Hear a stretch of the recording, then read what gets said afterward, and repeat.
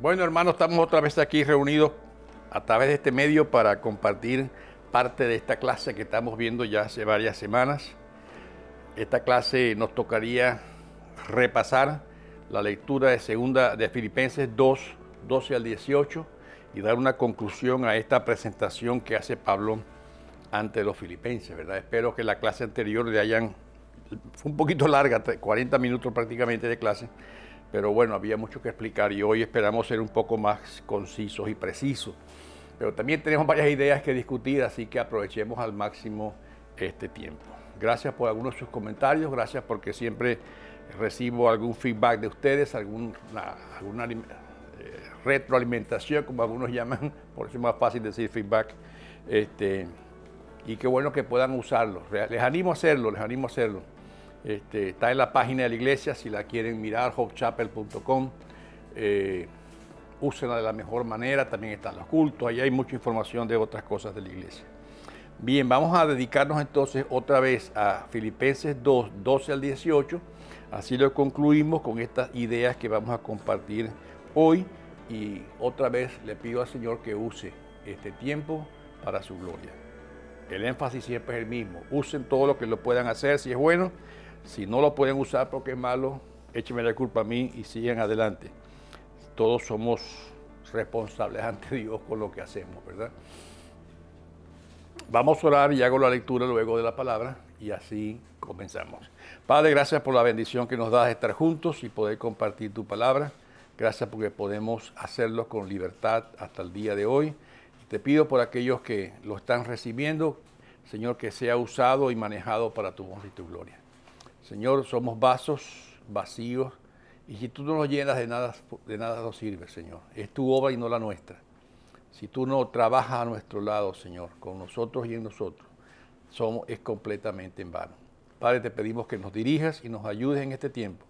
Y a cada hermano que está recibiendo esta enseñanza también, Señor, que tu Espíritu Santo les hable a través de tu palabra, a través de la meditación de ella, para que pueda ser de edificación para todos. En Cristo Jesús lo pedimos. Amén y amén. Bien, voy a leer otra vez en Filipenses capítulo 2, versos 12 al 18, y dice así. Así que, mis queridos hermanos, también como han obedecido siempre, no solo en mi presencia, sino mucho más ahora en mi ausencia, lleven a cabo su salvación con temor y temblor. Pues Dios es quien produce en ustedes tanto el querer como el hacer, para que se cumpla su buena voluntad. Háganlo todos sin contiendas, sin quejas ni contiendas, para que sean intachables y puros hijos de Dios sin culpa, en medio de una generación torcida y depravada. En ella ustedes brillan como estrellas en el firmamento, manteniendo en alto la palabra de vida. Así, en el día de Cristo, me sentiré satisfecho de no haber corrido en vano. Y aunque mi vida fuera derramada sobre el sacrificio y servicio que proceden de su fe, me alegro y comparto con ustedes mi alegría. Así también ustedes alégrense y compartan su alegría conmigo. Hay varias ideas principales aquí, hermanos, que quiero resaltar, muy claras, y yo diría que son también fáciles de aplicar a la mayoría de nuestras preocupaciones y ocupaciones de este tiempo. Y es lo que Pablo quiere hacer. Se enfoca otra vez en esos versos 12 y 13 en una exhortación general para que sirva a exponer esa preocupación real que él tiene. No se quejen, énfasis muy claro, ¿verdad? Viene haciendo desde el principio el énfasis de la unidad y lo viene haciendo con mucha fuerza y firmes en un mismo propósito. Pablo ha estado notando que los filipenses están cayendo en la división, en la disensión. Inclusive más adelante va a nombrar específicamente a dos personas. Allí en el capítulo 4, cuando va a enfocar en el capítulo 4, verso 2, cuando enfoca sobre Evodia y también Síntique, que parece ser que son dos mujeres de la congregación, ¿verdad? Y más, eso lo vamos a ver un poco más adelante. Y es muy importante porque Pablo ve la queja, la disensión, la separación como un altísimo peligro para la iglesia. Y nombra a estas hermanas, a estas personas, y pide a los demás, por favor, ya ayúdenla a ellas a salir de esa situación, porque esa situación nos está causando problemas realmente graves en la iglesia. No solo afectan la iglesia por dentro, sino que también era un peligro para el ministerio de Pablo. Por eso Pablo es tan claro, tan duro, tan específico, porque entra en peligro todo el ministerio que él también estaba llevando a cabo. Por eso dice, no quiero haber corrido en vano. Les recuerda el propósito de ese Israel bíblico. Ustedes son luz, ustedes son luminares frente a una generación torcida y depravada. Pablo sabe en qué mundo vive, en qué mundo vivía los gente de Filipo, y también sabe, por supuesto, en qué mundo vivimos nosotros. Ustedes son luz a los gentiles. Y la desunión que ustedes están viviendo empaña el evangelio. Y esto es muy claro el apóstol y debe ser claro también para nosotros. El mundo va a ver en la iglesia el ejemplo bueno o el ejemplo malo. Vivan de tal modo que los incrédulos puedan ver la validez del evangelio en su vida. Ahora entendemos un poco más por qué debemos preocuparnos y trabajar en nuestra salvación con temor y temblor. Porque en verdad el compromiso para con el propósito de Dios en el mundo que le ha dado a la iglesia es un compromiso serio, no es un compromiso liviano, no es un compromiso fácil, es un compromiso serio. Y Pablo quiere que lo veamos y lo sopesemos como eso que es, un compromiso serio, porque para él lo era, un compromiso serio. Repito, vivan de tal modo que los incrédulos puedan ver la validez del evangelio en ustedes. Hago una pausa para que podamos meditar en esto. Pablo dice, se goza en servirles como apóstol, es mi privilegio. Y ustedes deberían gozarse conmigo por el privilegio de esforzarse juntos en esa salvación. ¿Y eso cómo se hace? Trabajando en la unidad y aferrándose al evangelio. Es lo que le dice Pablo en esos versos finales del 2, especialmente 17 y 18. Eso produce gozo, no un gozo temporal, no un gozo superficial, no una risa nerviosa. Estar contentos de lo que Dios está haciendo, y Pablo recuerda una y otra vez, a pesar del sufrimiento momentáneo. Es esa paz profunda que acompaña a los creyentes en tiempos donde hay mucho y aún en tiempos de necesidad. Pablo no esconde en ningún momento que habrá tiempos difíciles para la iglesia de Filipo y también la iglesia del siglo XXI. No esconde esa parte, ¿verdad? Lo está diciendo claramente. Hay un propósito, pero es una paz profunda que Dios produce acompañando a los creyentes aún en tiempos de abundancia y también en tiempos de necesidad. Porque tiene un propósito. ¿Y cuál es el propósito? El evangelio. Pablo se regocija en la perspectiva aún de su muerte cuando dice que mi vida sea puesta. Igual eso le da ánimo a los filipenses y alegría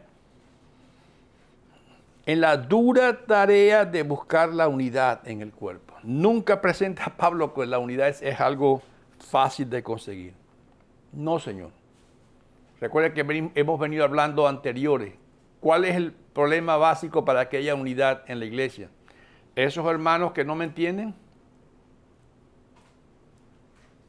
tenemos que reconocer que el primer problema para que haya desunidad en la iglesia soy yo mismo. Porque yo mismo caigo en actitudes, yo mismo caigo en errores y en diferencias. Pero el gozo de Pablo habla de alguien que está firme en su compromiso, en el avance del evangelio, aún a través de los problemas que están pasando. Pero empieza por él mismo y en su capacidad de poner todo en el lugar correcto. Por eso en esos versículos del 12 al 18, trae algunas ideas adicionales que me gustaría compartir hoy en esta segunda clase y el tiempo sigue avanzando. Primero, los filipenses dan una continuidad a ese Israel bíblico. Ya lo vimos en Hechos 16, cuando ellos llegaron y están narrando por decir así, el fundamento de la iglesia de Filipo, ¿verdad? Cuando comenzaron. Dice en Hechos 16, los versos prácticamente del 11 en adelante, 16, 11 de Hechos. Zarpando de Troas, navegamos directamente a Samotracia y el día siguiente a Neápolis. De allí fuimos a Filipos, que es una colonia romana y la ciudad principal de este distrito de Macedonia. En esa ciudad nos quedamos varios días. Ahí comenzó el ministerio de Pablo en aquel tiempo. El sábado salimos a las afueras de la ciudad y fuimos a la orilla del río, donde esperábamos encontrarnos un lugar de oración. Nos sentamos y nos pusimos a conversar con las mujeres que se habían reunido. Una de ellas, que se llamaba Lidia, adoraba a Dios. Era de la ciudad de Tiatira y vendía telas de púrpura. Mientras escuchaba, el Señor le abrió el corazón para que respondiera al mensaje de Pablo.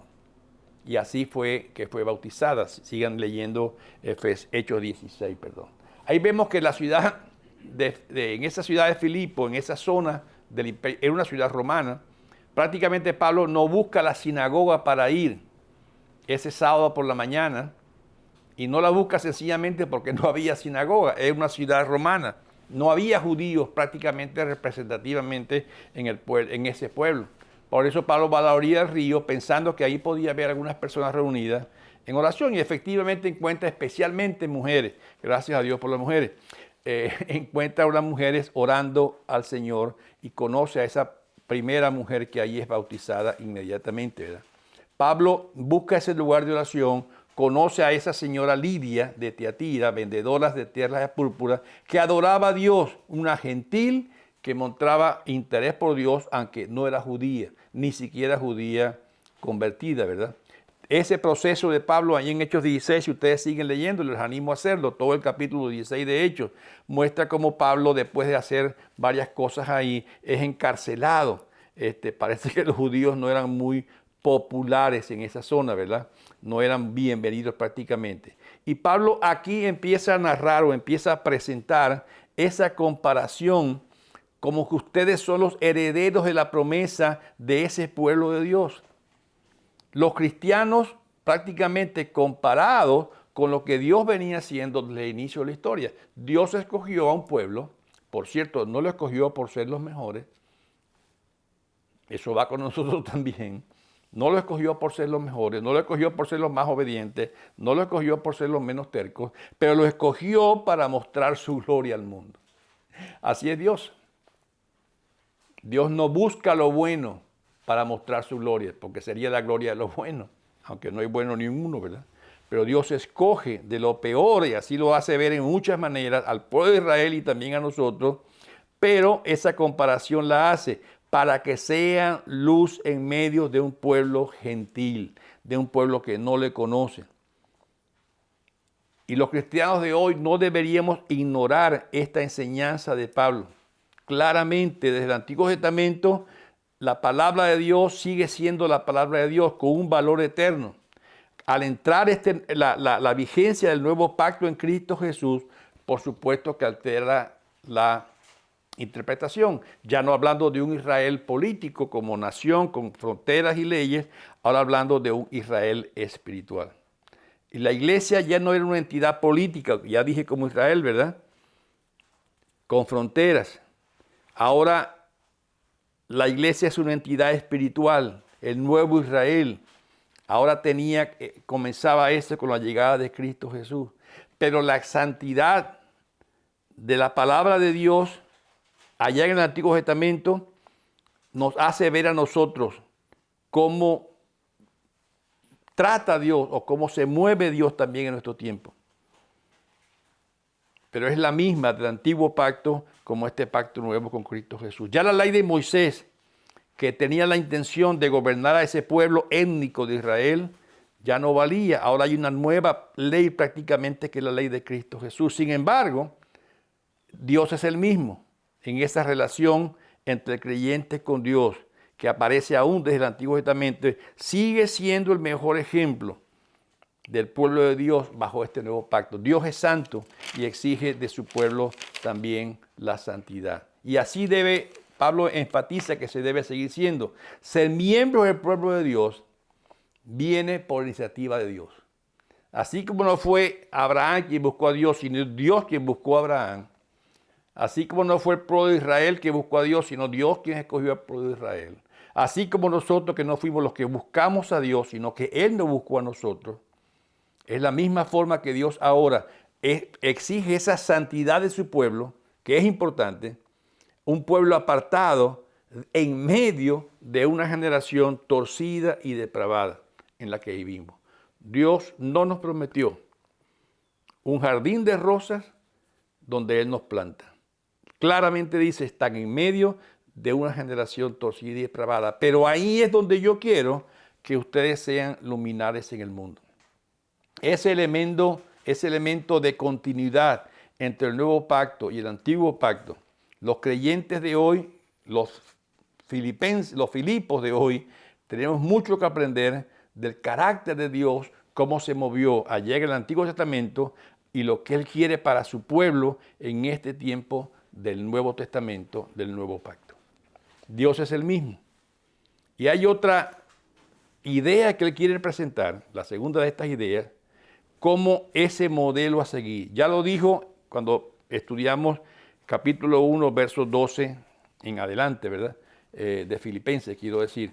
Cuando leímos ahí capítulo 1, 5 en adelante, donde presenta a Cristo como ese ejemplo. Le pide ahora a los filipenses y nos pide a nosotros que sean humildes y considerando unos a otros como superiores. Lo dice ya en los versos 2, 3 y en adelante. Lo leo para ustedes otra vez el 2:3 de Filipenses. Llénenme de alegría, teniendo un mismo parecer, un mismo amor, unidos en alma y pensamiento. No hagan nada por egoísmo o vanidad, más bien con humildad consideren a los demás como superiores a ustedes mismos. Cada uno debe, y sigue hablando, velar, dice, con cuidado, ¿verdad? Pide que sean humildes, pide que sean considerados, que pongan los intereses de otros primero, que sigan a Jesús como ejemplo, 12-5. Haya pues en vosotros este sentir que hubo en Cristo Jesús. La unidad que está apuntando Pablo, la unidad que está esperando Pablo, no es esa unidad solamente en decir, sí, somos amigos, somos hermanos. No, está diciendo en esa actitud donde se puede colocar mi interés como segundo lugar y el interés de mi hermano como primero. Por eso es difícil, por eso es milagroso, por eso el mundo lo va a ver como algo extraño, como algo de Dios. Y Pablo habla de sí mismo y lo hace en esos mismos versos 16 y 17. Hay un esfuerzo y está dispuesto a entregarse aún como sacrificio por ello. Pablo sabe que esto que él está pidiendo va a costar, aún podría costar su propio sacrificio. Por eso está dispuesto a poner su vida en ese altar de sacrificio para Dios. Y eso es lo que nos da es una muestra de esa santidad de Dios y el significado del pacto nuevo que Cristo ha hecho con nosotros.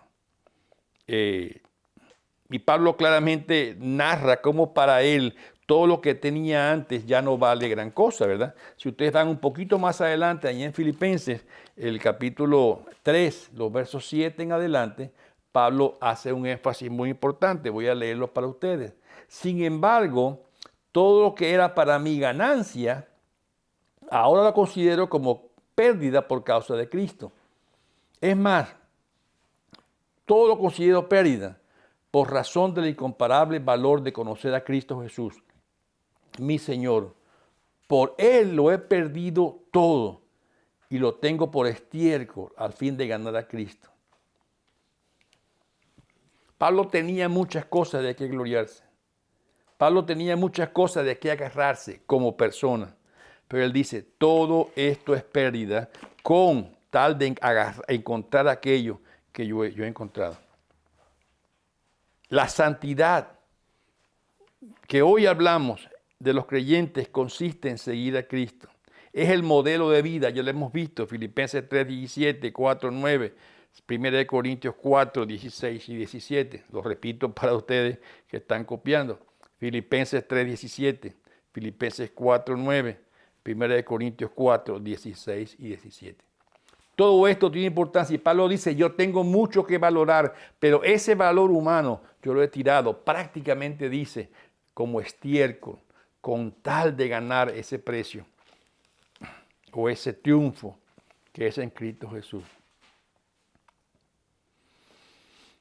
El ejemplo de Cristo, allí en Juan 17, cuando Él oraba por sus discípulos y también oraba por nosotros, es prácticamente una de las últimas oraciones de Cristo en Juan 17. Y pide a Dios por la unidad de sus discípulos.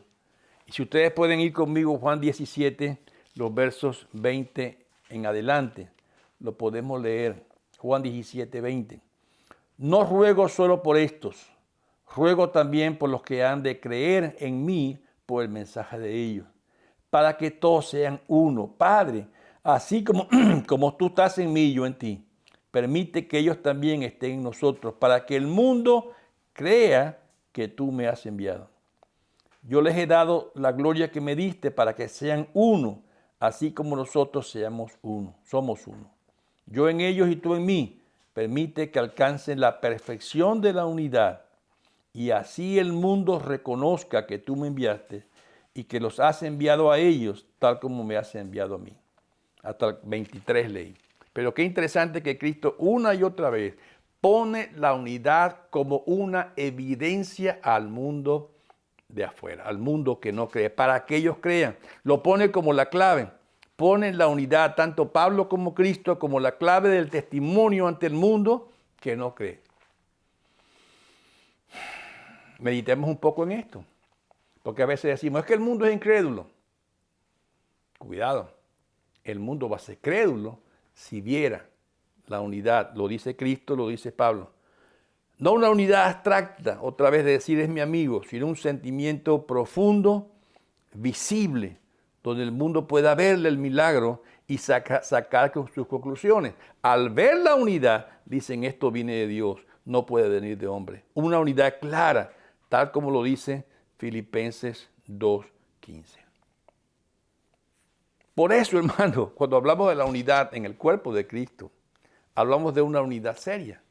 Por eso hablamos del temor y temblor en el trabajo. No podemos tomar a la ligera este mensaje. Desgraciadamente no es lo normal entre nosotros y el testimonio se ha empañado o se ha ocultado. Debemos cuidarnos de esto, porque hoy en día buscamos más nuestros propios derechos que el derecho del otro. Y algunos dicen, pero si empiezo a hacer esto voy a perder popularidad, voy a perder mis ingresos, voy a perder mi imagen. Las divisiones entre nosotros son el pan de cada día. Y no es la culpa de los otros, hermanos. Es culpa de nosotros mismos en primer lugar. La unidad es un milagro y el mundo tiene que verla como un milagro para que puedan creer. Lo dice Cristo, lo dice Pablo, lo dice Pedro, está en toda la palabra. Pablo hace ese mismo énfasis. No tengan quejas, no tiendan disensiones. La mayoría de las quejas y las disensiones vienen porque yo quiero dominar sobre el otro. Quiero que mis principios estén primero que el otro. Que atiendan mis intereses, sin importar los intereses de los otros. Es el pan nuestro de cada día en nuestros grupos, lamentablemente. ¿Y el remedio cuál es? Dice Pablo. Pablo lanza una advertencia muy contundente, hermanos, y quiero que seamos claros en esto, en el tiempo que nos queda. Los que pertenecen al pueblo de Dios van a demostrar, ¿cómo lo van a demostrar? Esforzándose en su salvación. Pablo lo dice, yo he trabajado más que todos, a pesar que soy el apóstol, he trabajado más que todo. Eviten los errores del pueblo pasado, del pueblo de Israel pasado, que murmuraron contra sus líderes, que se quejaron y esa queja no les permitió ver la herencia y no pudieron ser luz a los gentiles. Cuídense de eso. Los filipenses deberían de trabajar de tal modo, con tal gozo por el Evangelio y considerando la energía de todo esto como un sacrificio a Dios. Pablo pone la meta alta, ¿verdad? Pero no la pone más alta de lo que él ha logrado y lo que ha logrado Cristo. Deben tener presentes, hermanos, que ustedes pertenecen al pueblo de Dios. Y Pablo hace una advertencia en 2 Corintios 13:5. Voy a leerla para ustedes porque creo que es importante y les animo a ustedes también a buscarla. 2 Corintios 13:5. Dice, examínense para ver si están en la fe. Pruébense a sí mismos. ¿No se dan cuenta de que Cristo Jesús está en ustedes? A menos que fracasen en la prueba. Voy a leer de nuevo la lectura. 2 Corintios 13:5. Examínense para ver si están en la fe. Pruébense a sí mismos. ¿No se dan cuenta que Cristo Jesús está en ustedes? A menos que fracasen en la prueba. Pablo es muy serio en sus cuestiones que él presenta, ¿verdad? No lo hace jugando. Y le dice, examínense. Recuerden, Cristo Jesús está en ustedes. Es una evidencia, es un hecho, es una realidad. Cuando creemos en Cristo Jesús somos poseídos por el Espíritu Santo. Y Él viene a morar en nosotros, nos llama templo del Espíritu ahora. Ahora Pablo le dice, y es potente esta medicina, examínense, para que puedan ver lo que hay en ustedes. ¿Está Cristo en ustedes o fracasaron en la examinación? Quizás por eso en otra parte dice, muchos son los llamados, pocos los escogidos. Muchos dirán en aquel tiempo en mi nombre, Señor, Señor, si en tu nombre hicimos esto y esto y esto y esto.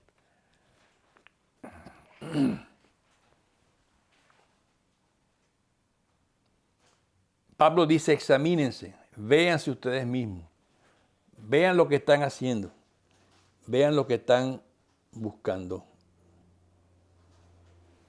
Vean realmente si son del pueblo de Dios.